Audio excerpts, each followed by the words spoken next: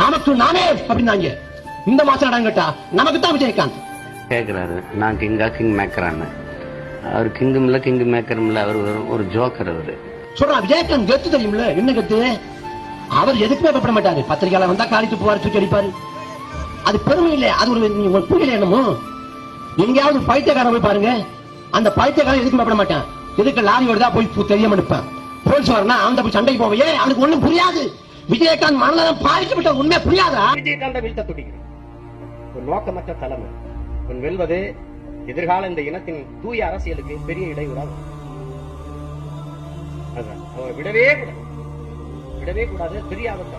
அவர் இந்த மண்ணை ஆளாம போயிருக்கலாம், ஆனால் மக்களின் மனதை நிரந்தரமா ஆண்டு கொண்டிருப்பாருங்கிறதா உண்மை. எப்பவுமே வாழும்போது அந்த மகனுடைய அருமை யாருக்கும் தெரியாது. உங்களுக்கு சான்றுகளை நான் வரலாறு முழுக்க சொல்லலாம்.